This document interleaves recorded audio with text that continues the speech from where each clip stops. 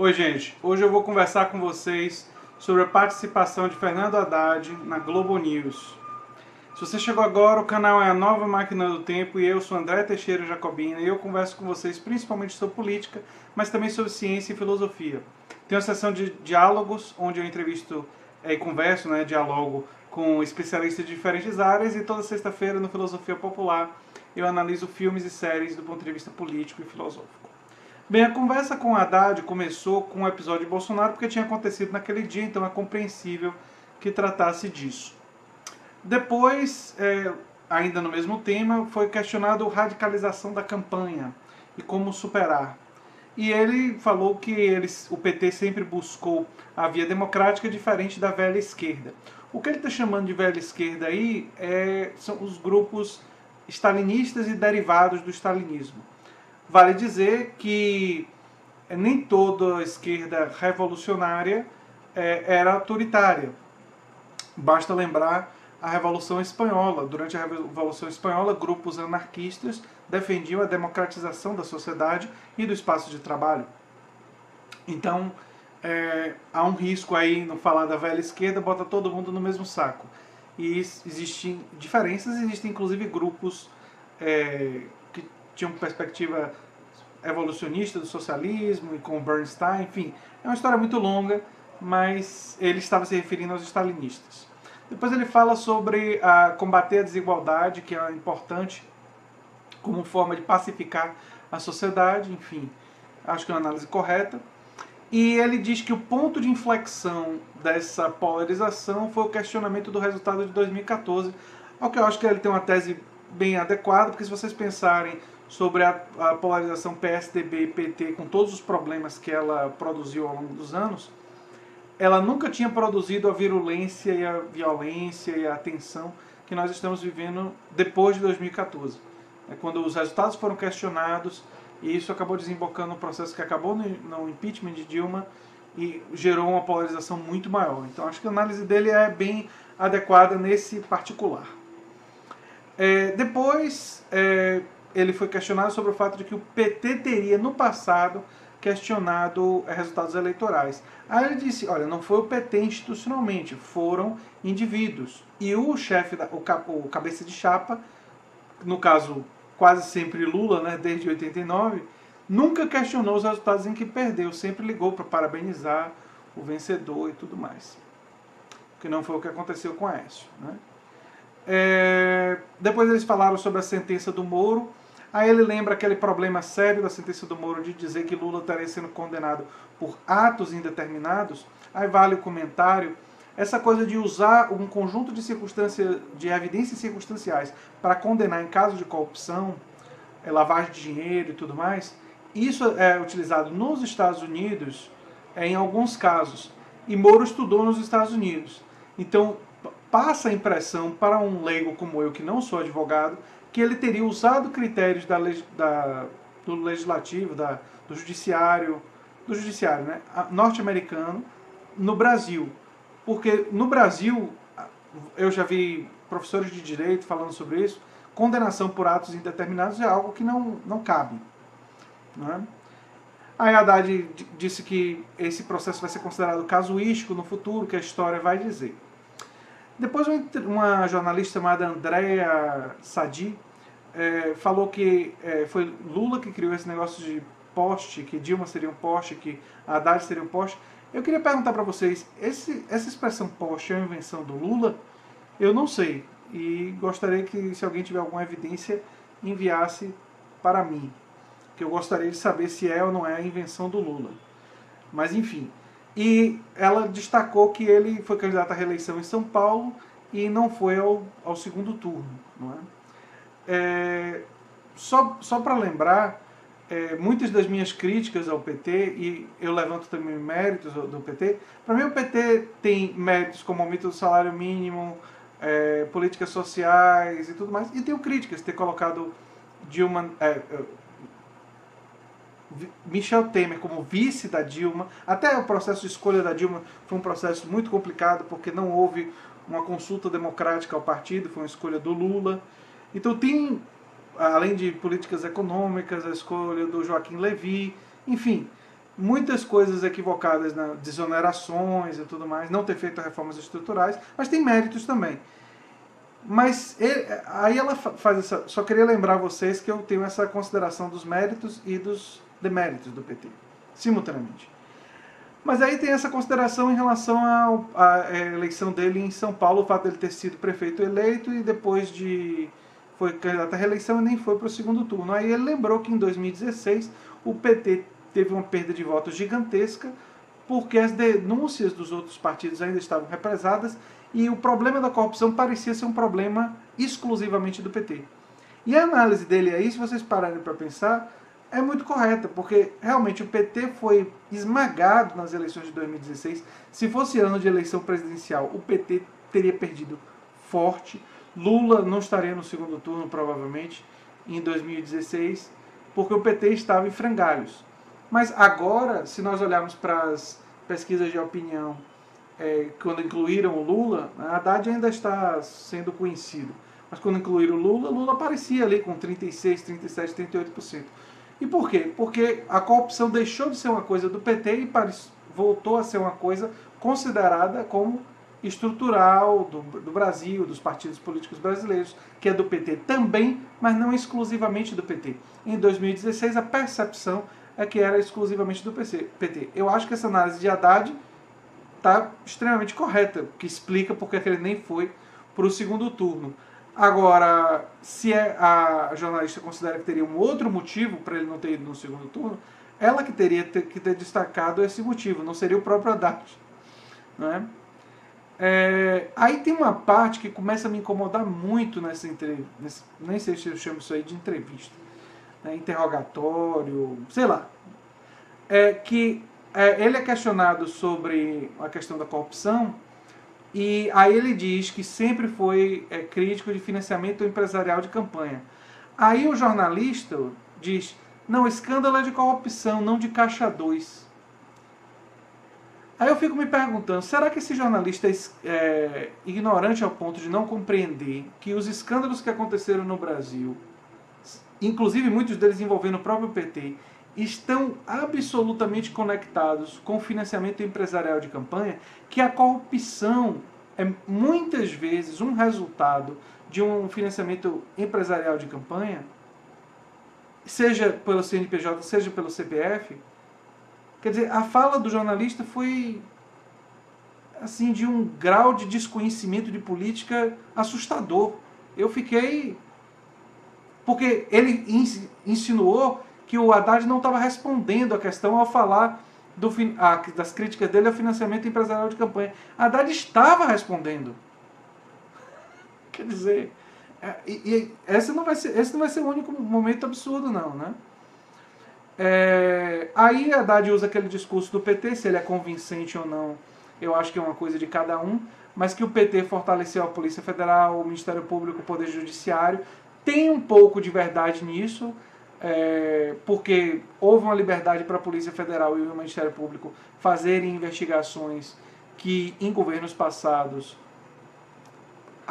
tudo leva a crer não eram permitidos, quer dizer, não havia essas facilidades. Então, existe um pouco de evidência aí, mas, enfim, houveram um momento de inflexão nessa caminhada toda aí de investigações, né? Aí vem o pessoal dizendo, o pessoal que eu chamo são os entrevistadores da Globo News, dizendo assim, você não admite, não faz um meia-culpa do processo do PT e tal, nessa corrupção toda e tal. Aí ele diz, lógico que houve problemas, os mecanismos de controle não alcançaram as estatais. Ele faz uma admissão de responsabilidade do PT gigantesca. Ou seja, ele diz que o PT implantou mecanismos de controle que afetaram parte da administração pública, mas não chegou até as estatais. Aí eles dizem, você nunca aceita a acusação de corrupção em relação ao PT. Estão surdos? Esse pessoal da Globo News tem que limpar o ouvido, qual é o problema? Eu fiquei estarrecido por isso, enfim. Vocês vão ver esse momento, eu vou falar mais em detalhes depois. O que a Miriam Leitão fala é de uma desonestidade. Eu não sei se é o viés político, tem alguma coisa aí. Já tem candidato e estão querendo malhar o PT. E olha que eu falo como pessoa que tem muitas críticas ao PT. Mas eu tento fazer críticas de divergências, críticas honestas. Muitas vezes o PT governou muito mais ao centro do que eu gostaria. Muitas vezes o PT cometeu erros que eu apontei. Enfim, é assim que se faz. Não dessa forma. Quando ele acaba de reconhecer, faz uma admissão gigantesca e você diz que ele não admitiu. Isso é absurdo, do ponto de vista do diálogo democrático. Aí ele foi questionado sobre corrupção pessoal, ainda no tema grande da corrupção. E aí ele dá uma pancada que o jornalista não deve ter levantado até agora. Porque ele diz assim, quantas ações o Ministério Público perdeu contra mim? Você sabe? O jornalista não sabia. Ou seja, estava despreparado para fazer essa pergunta. Depois ele pergunta, quantos o Ministério Público ganhou? O jornalista também não sabia. Quer dizer, jornalista, né? De política ainda por cima. E aí ele, já que você não sabe, eu vou te dizer. O Ministério Público não ganhou nenhuma, vai perder essas também, que acabaram de ser impetradas. Ele saiu dessa acusação de corrupção pessoal fortalecido, quando seria uma coisa que, se fosse mais bem conduzida, poderia enfraquecê-lo. Isso o fortaleceu. Olha que coisa incrível, né? E aí ele lembrou que ele cancelou uma obra superfaturada da UTC e que o Ministério Público está dando voz a um mentiroso que não provou nada de sua delação. Ao que o pessoal da Globo News não teve nada a dizer. Não conseguiram responder a Haddad em relação a em relação ao que ele disse aí. Quer dizer, repito, sou crítico do PT e tudo mais. Acho que, enfim, não acho que seria o melhor cenário Bolsonaro contra Haddad, porque o PT tem muita resistência, o antipetismo é um fenômeno muito forte, é quase um partido político aqui no Brasil, mas Haddad, nesses episódios, se saiu bem. E aí vem a mentira absurda do coordenador, uma das. Ele diz assim, você sempre que é acusado, a acusação é contra o PT, o senhor diz que é política. Rapaz, nessa entrevista à Globo News, ele admitiu que os mecanismos de controle não chegaram às estatais e que houve casos de corrupção e que as pessoas do PT envolvidas, inclusive os tesoureiros, têm que responder na justiça.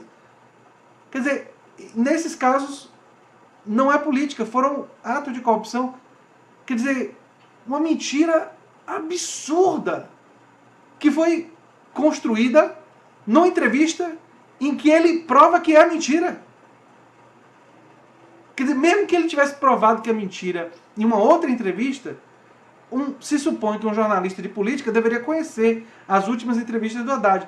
Mas na própria entrevista que ele deu para a Globo News, ele disse antes que nem todos os casos é perseguição política, mas que nesse caso do Ministério Público, que não ganhou nenhuma ação e que está colocando isso agora em relação a um caso antigo, perto da eleição, leva a crer que é uma questão política. Quer dizer, é de uma desonestidade ou de ignorância, mas não acredito em ignorância, não. Me parece, sim, desonestidade. É uma coisa absurda que ele... Eu nem sei o nome, Heraldo... Eu bloqueei o nome do coordenador da Globo News dessa conversa. E a Haddad se fortalece ainda mais quando ele cita que tem um delator contra o Alckmin, e entre um delator que não apresentou nenhuma prova e o Alckmin, na dúvida, ele fica com o Alckmin.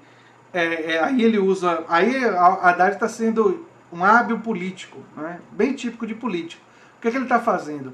Ele está elogiando uma suposta possível honestidade de um adversário contra um delator criminoso, confesso, para mostrar que ele é solidário com os adversários quando não são apresentadas provas contra ele. Aí é muita habilidade política. Ele realmente mostrou nessa... aí é uma questão estratégica, não tem nem a ver muito com outra coisa. Depois ele questiona a questão da delação premiada. O questionamento dele, a delação premiada, é interessante. Se um delator fala qualquer coisa para diminuir a pena e depois se prova que ele mentiu, não deveria se aumentar a pena dele? Ao que eu diria, com certeza. Esse sistema de delação premiada fez com que muita gente resolvesse, para tentar diminuir suas penas, falasse um monte de coisa, e nem tudo que eles falam se prova. Muita coisa pode ser mentira. Então tem que ter muito cuidado com essa coisa da delação premiada. Se a pessoa diz coisas e diz onde estão as evidências são coletadas e essas evidências provam culpabilidade de outras pessoas, aí eu acho que você poderia reduzir só depois, nunca fazer o acordo antes, só depois que tudo isso fica provado é que você poderia ter uma redução da pena do delator. Mas da forma como a gente faz, a gente favorece os mentirosos. É muito estranho isso. E ele citou exemplos de gente, inclusive, que tá respondendo em liberdade por causa dessas aberrações. Depois ele é questionado sobre os erros econômicos do PT. E aí ele cita desonerações equivocadas, a pauta da Fiesp, a questão elétrica, que era uma agenda que tinha muitos erros e tal. Mas que a instabilidade provocada em 2015 pelo questionamento dos resultados de 2014 faz parte do cenário. Eu achei que foi muito claro. E ele disse ainda que Dilma deveria ter tido a oportunidade de responder pelos seus erros. Aí, logo depois dele ter dito isso, desculpem levar a voz, mas é de doer. Aí é dito para ele, você vê a culpa de todo mundo dos erros do PT em relação à economia, mas não vê em você mesmo. Ele mostrou muito autocontrole ao responder essa questão. Ele deu uma risadinha e disse, não foi isso que eu disse e tal. Eu não sei se eu teria mostrado esse autocontrole. Eu tenho minhas dúvidas.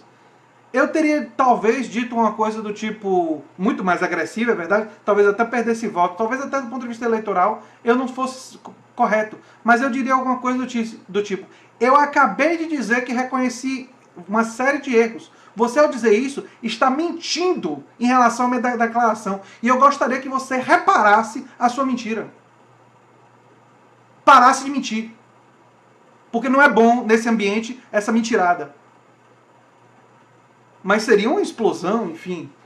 Ele mostrou muito mais autocontrole do que eu, porque se sou eu naquela situação, ele acabou de dizer dos erros. Aí o cara diz, você vê a culpa de todo mundo, menos do PT. Quando ele acabou de apontar. É o cúmulo da desonestidade. E aí Miriam Leitão diz, a minha conclusão é que os erros serão repetidos. Veja o intervencionismo do PT pré-2002. Miriam Leitão, essa conclusão você tirou com base em quê? Você inventou, foi? Olha, foi um dos momentos assim mais revoltantes. E um detalhe, o PT de 2002, Carta para os Brasileiros e tudo, que eles gostam, tem muitos dos aspectos que eu não gosto. Ou seja, o PT fez uma série de concessões ao grande capital que eu sou crítico. Ou seja, eu não estou dizendo isso porque eu concordo com a proposta econômica abraçada pela Haddad. Eu simplesmente entendo que ela tem que ser compreendida honestamente. É só isso. Com aspectos críticos a ela e favoráveis. Por exemplo, a proposta de 2002, do ponto de vista econômico, incluía o tripé macroeconômico, que incluía também não mexer em grande parte dos privilégios que existem no Brasil. Não se mexeu nos privilégios da Previdência, não se mexeu nos privilégios das cúpulas, entendeu? Era uma política de conciliação para não mexer nos vesperos. Eu sou totalmente contra isso aí. Agora, alguns desses vesperos, a Haddad está falando que vai mexer. Mas lá atrás, em 2002, não mexeu. Mas do ponto de vista geral da política econômica, a maior parte do PT de hoje é semelhante a daqueles dois primeiros governos. E quando ela diz que não é e que erros serão cometidos, ela está sendo desonesta. E, enfim, eu achei um absurdo. Aí depois ele resolveu cutucar, eu acho que ele estava muito incomodado. Ele pode ter se controlado na hora, diferentemente de mim, diferentemente de pessoas mais estouradas, mas ele disse assim, a Globo News não escuta todos os lados, não traz um economista aqui para falar da perspectiva de levar em conta a instabilidade política de 2015. Então ele estava bastante incomodado, porque para dizer isso para criticar a Globo News. Depois ele foi questionado sobre o indulto a Lula, que é uma pergunta tola, porque ele já tinha respondido isso. Ele já tinha dito que Lula é contra o indulto, que ele é contra o indulto, que ele respeita a vontade de Lula. Então, enfim, para mim isso é coisa repetitiva. Quando foi questionado sobre a aliança com os golpistas, que aí sim eu considero que é um ponto frágil do PT. O PT em estados e política de estados está fazendo aliança com grupos complicados.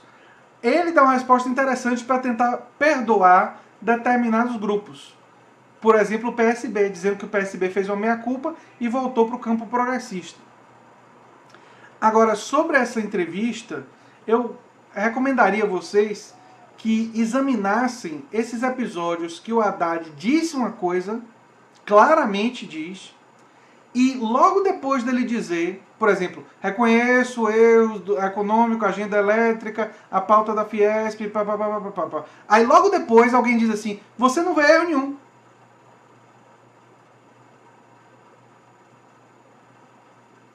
O que fazer diante de uma fala desse tipo? Não é? Essa conversa entre o Haddad e a Globo News desqualifica o pessoal da Globo News. E não é dizer que a proposta do Haddad não tenha críticas legítimas, não. Eu gostaria que tivesse tido um debate sobre as ideias, sobre a política econômica, e que tivesse sido confrontada com outras perspectivas, a esquerda e a direita, para ver possíveis críticas, até que eu poderia fazer, se eu não concordasse com algum aspecto, eu ia expor aqui para vocês. Mas não. Ficou nessa coisa super rasa e profundamente desonesta. É uma coisa assim... eu tenho até dúvidas, depois de ter visto isso, se eu vou analisar outras entrevistas ou conversas, ou sei lá, chame como quiser, da Globo News nesse formato. Porque eu achei que, assim, houve muito tempo que foi perda de tempo. A gente não avançou em quase nada, não é, por causa desse tipo de atitude. E eu queria examinar o programa de Haddad do ponto de vista econômico. Acho que eu vou ter que ir ao programa dele mesmo. Já comecei a ler, mas não terminei ainda. Mas essas entrevistas são a oportunidade do próprio candidato defender as suas ideias, não é? E isso quase que não foi abordado. E o que foi abordado de maneira desonesta. Isso aí é o resumo. E eu estou falando isso como uma pessoa que, nos últimos anos, vem sendo muito crítica do PT. Eu tenho um artigo publicado em que eu chamo a perspectiva do PT de cidadania à la carte. Que a cidadania é através apenas do consumo e não da garantia de direitos sociais. Se tem alguma crítica mais dura do que essa, vinda da esquerda, entendeu? Eu não conheço. Não sei se tem. Talvez tenha, mas é uma crítica duríssima a que eu faço. Porque o meu entendimento é que o PT, que poderia mexer em privilégios e poderia pegar recursos para investir pesadamente na estatização da saúde, no aprimoramento da educação pública, entendeu? Na expansão da produção cooperada, tantas coisas que o PT poderia ter feito quando dominou esse país. Feita a reforma da Previdência, mexido nos privilégios lá, feito a reforma trabalhista para modernizar as relações de trabalho, respeitando o direito do trabalhador. O PT poderia ter feito um monte de coisa. Então eu não sou uma pessoa que passa a mão por cima da cabeça do PT, embora reconheça os méritos.